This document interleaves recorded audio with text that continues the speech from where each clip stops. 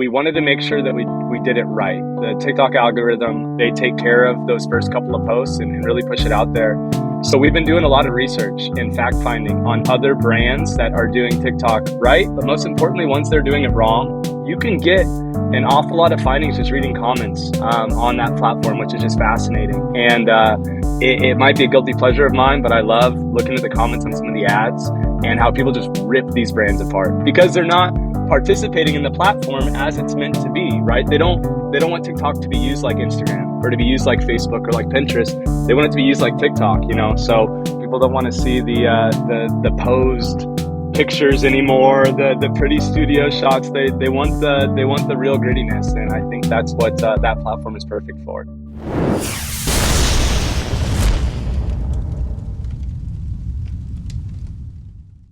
D2C marketers, let's get real. How many hours have you wasted searching for brand influencers only to come up empty-handed?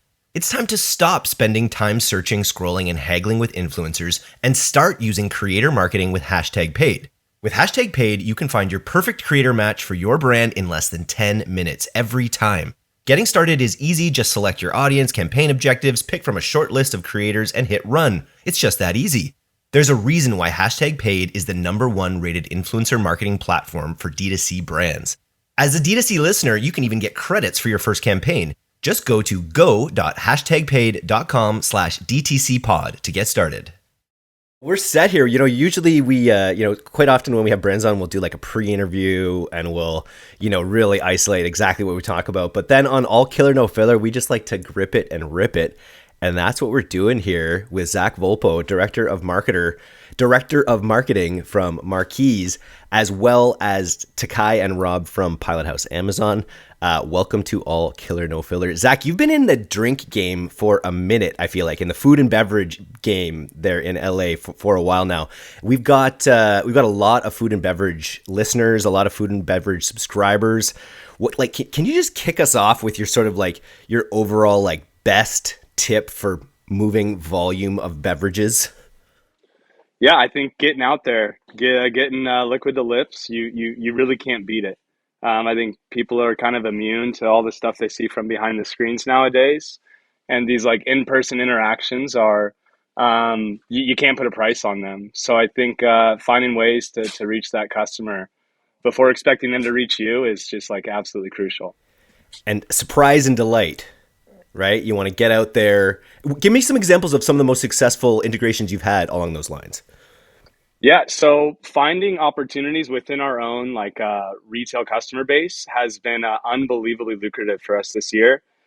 Before we would just try and sample product and hand it out to everyone on the street. The issue is you can't find them again. So now by taking care of our current retail partners and hooking them up with the goodness that is Marquis, we know exactly where to find them to see what they thought of it, go back the next day to see if they want to do a pop-up, and then most importantly, start diving into their own community. So really taking that kind of smaller grassroots approach and walking before we run has been a big bright spot on this year so far.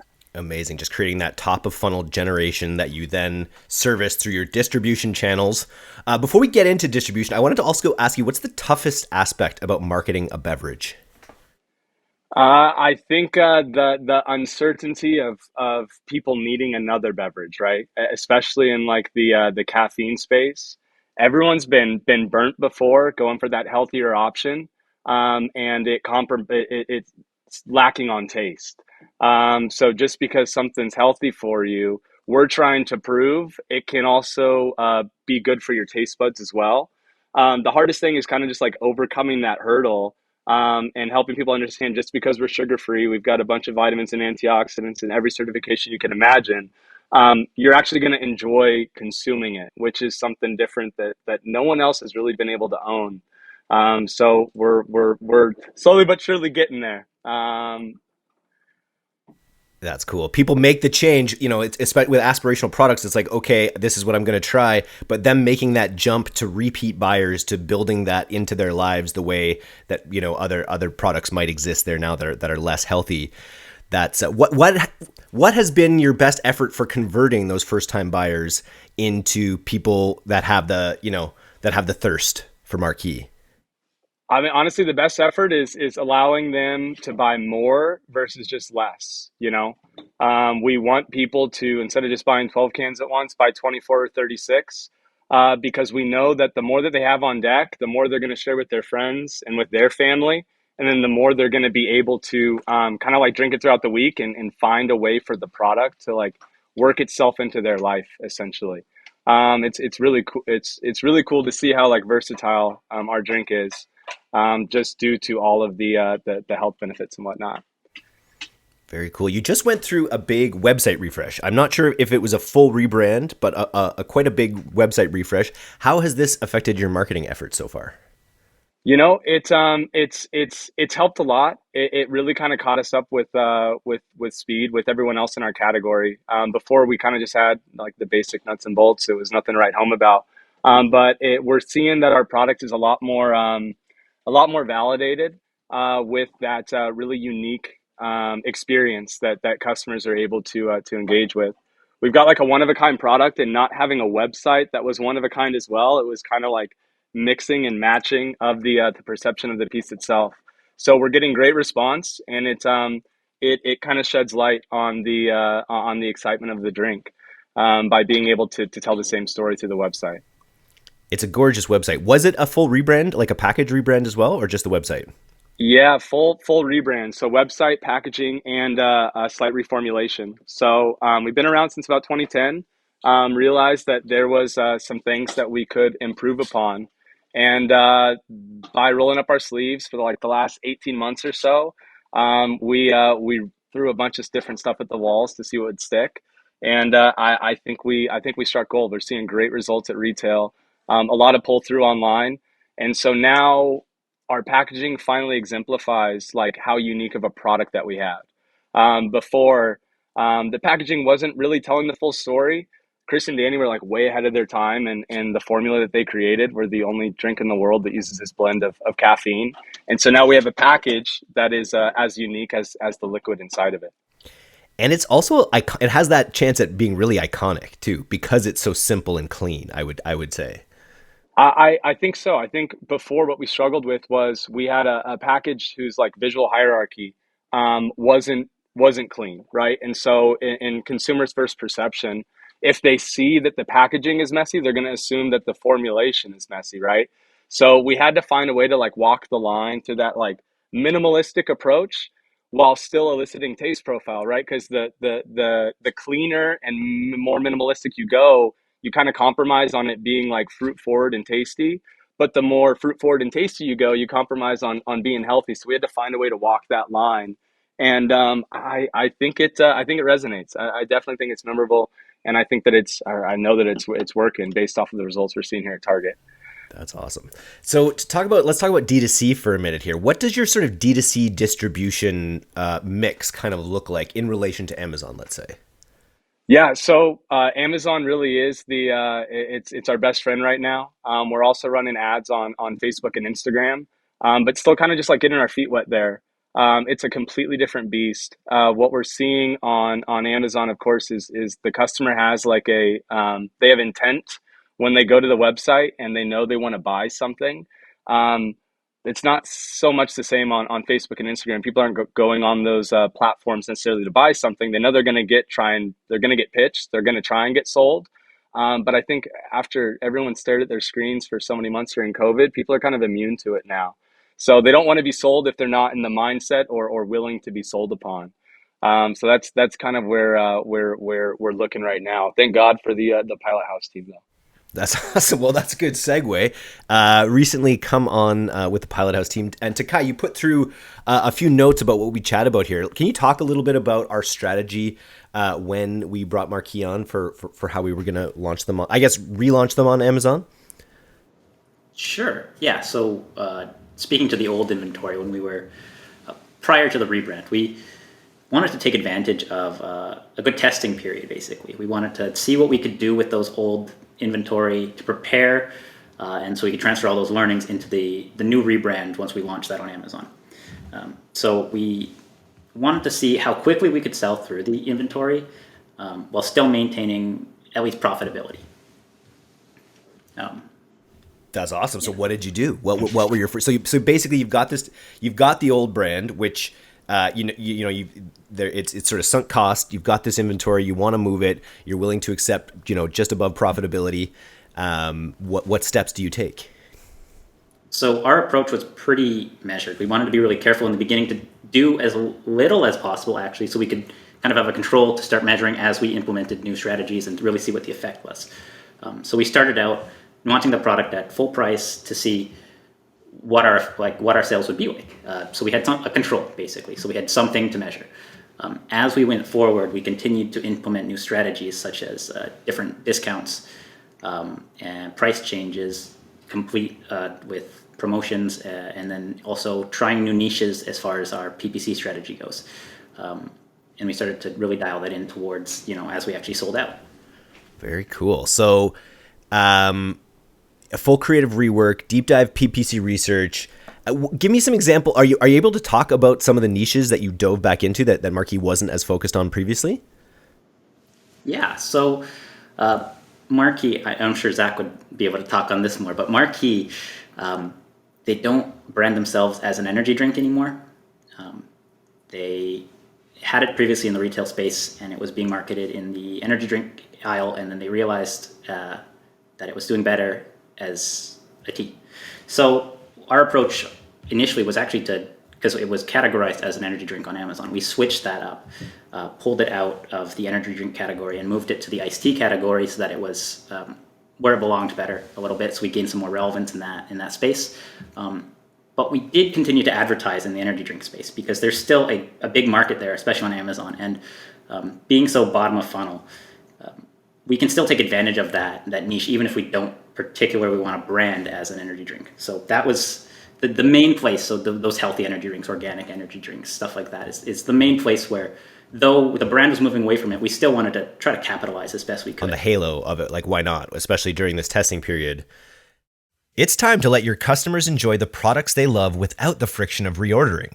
That's why the world's most innovative brands like Peet's Coffee and Il Maquillage rely on Order Groove's subscriptions to build long-lasting customer relationships and deliver recurring revenue. Order Groove integrates with all e-commerce platforms, making the experience easy to manage and seamless for shoppers. From enrollment incentives to churn-fighting AI, Order Groove gives your business the tools it needs to be the next big subscription success story. Visit ordergroove.com/DTC to receive 2 months off your first contract.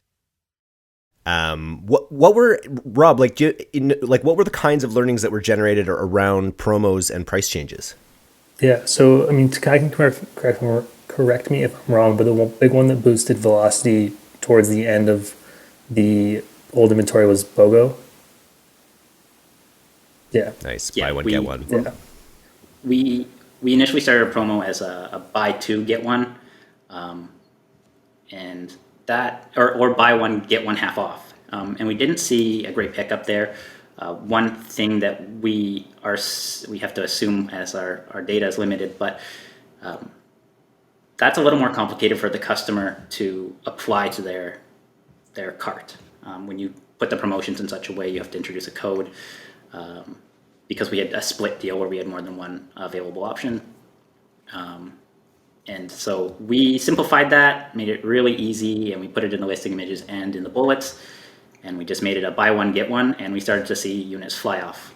They were just straight to the moon there. That's awesome.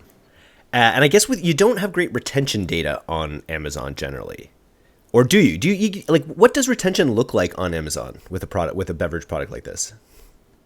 So as you start to sell enough units, you get into subscribe and save, which is Amazon's subscription feature, and you can start to see that number grow over time. That's the best way we can really measure that retention is people who like the product enough to want to reorder it on a monthly or bi-monthly basis. Nice.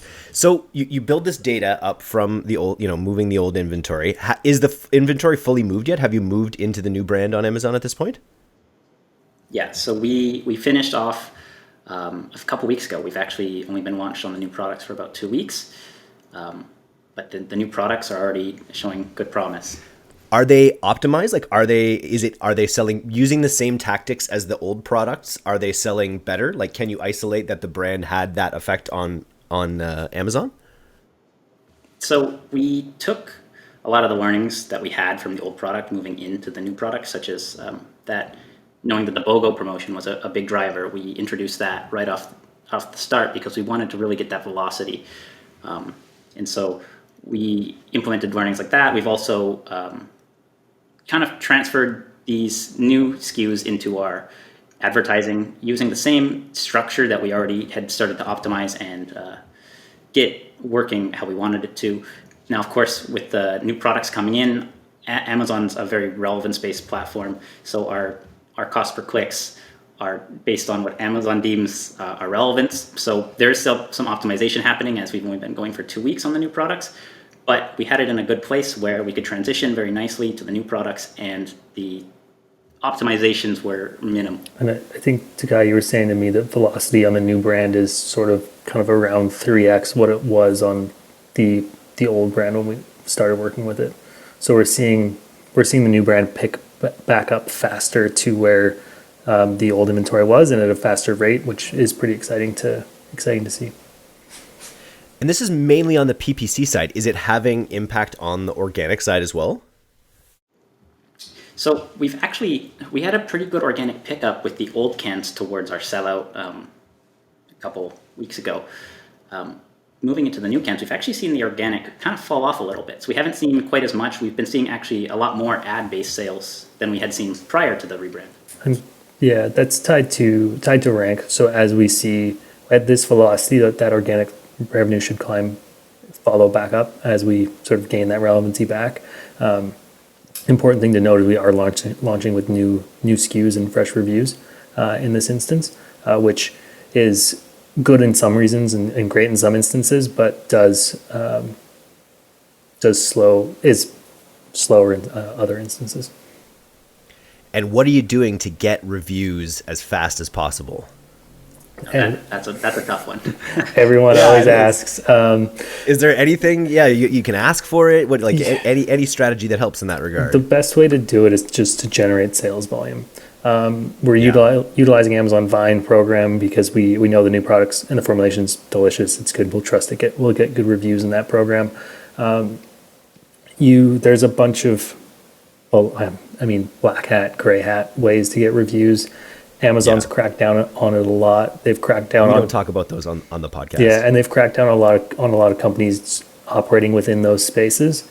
So it's not something we typically recommend pursuing.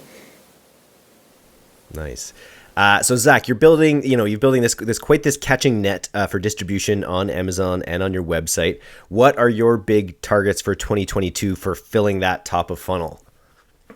We want to try and get people to like rethink how they drink, right? Nobody wants to be sold on a new beverage. Everyone has come out and claimed they're the USD organic drink of choice, right? Or the sugar-free drink, or they don't have any crash, they don't have any jitters. We're trying to get people to care about the product without talking about the product at all, which I think is pretty interesting and a bit of a different approach for such like a saturated category. Caffeine is the most consumed psychoactive drug in the world, and we know little to nothing about it. You know what I mean? But it's like it's woven into the fabric of our day-to-day lives. And it's crazy. Not too long ago, doctors were smoking in the delivery room, and no one thought anything of it. And now we look back on it and think, how crazy were we to believe so? So we're not here trying to tell people how to live their lives, but rather we're going to lay some things out on the line, try and help people learn how to like caffeinate responsibly, and understand that they can make a better for you choice without having to compromise on health. So that's how I think we can get some intrigue and attention. It's so crazy, just so crazy. It just might work, Are you focusing on the influencer side of things at all? Are there any alignments that you're hoping for from big names? We're dipping our toes into it. I think, today's consumer, especially, like they see through a lot of that like stage influencer presence. So yeah, yeah, go ahead. No, I was just gonna say it's best when it happens organically. Like if you could ever find out when a celebrity loves your product, and that like when you can find those situations where it happens organically, they can be so potent. Absolutely. The last thing we want is someone just to talk about Marquis because they're getting paid to do so. So if someone reaches out to me and they have an affinity for our brand, I'll talk to them until the sun rises.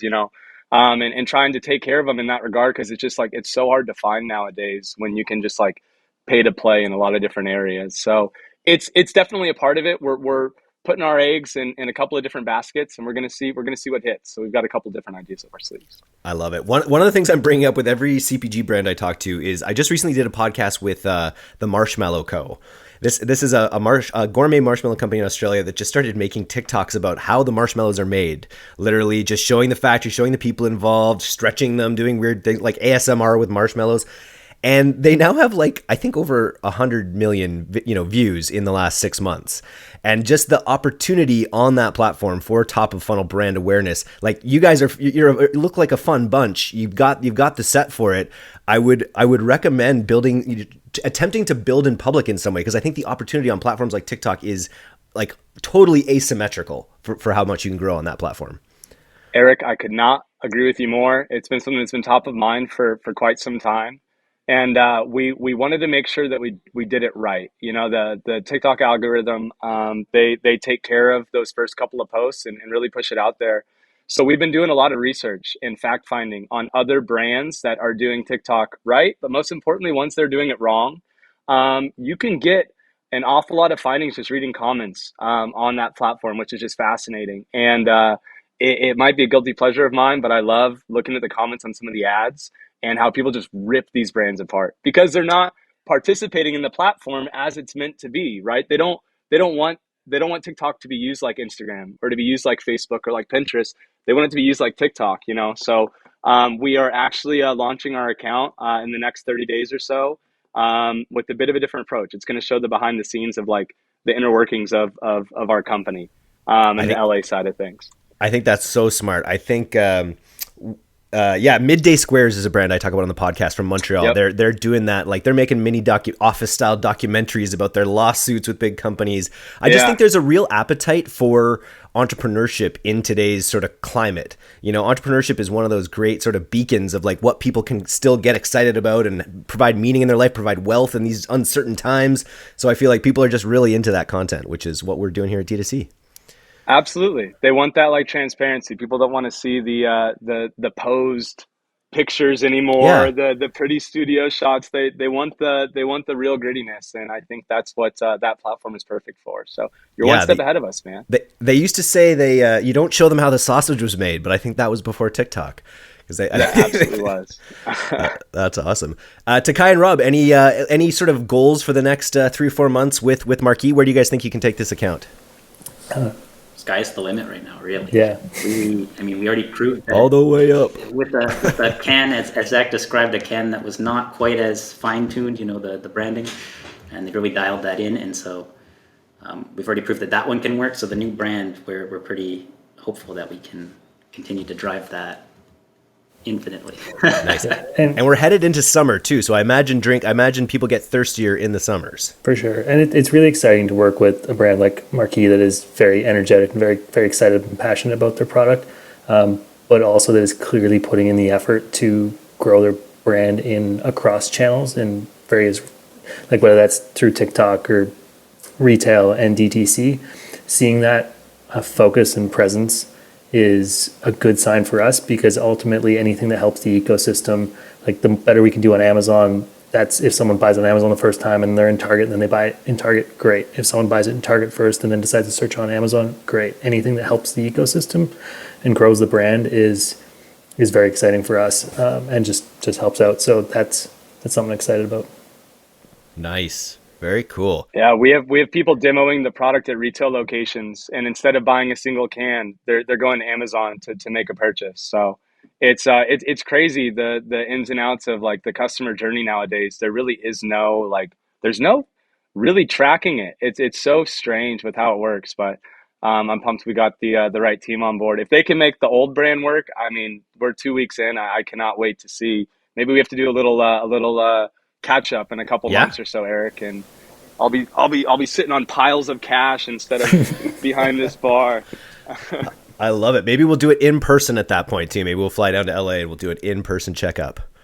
Oh, that sounds like a deal. That would be a lot of fun. Nice. Well, if you're out there and you want to try a Marquis, go to drinkmarquis.com. Every time I say drink Marquis, I think Biz Marquis. So it's this great sound-alike homonym that, it's one of the best rappers of all time. Tons of similarities between Biz Marquis and our brand. Tons. I'm glad we could end on that note. Thanks so much for coming on today, guys. It was a lot of fun. Absolutely. Appreciate it.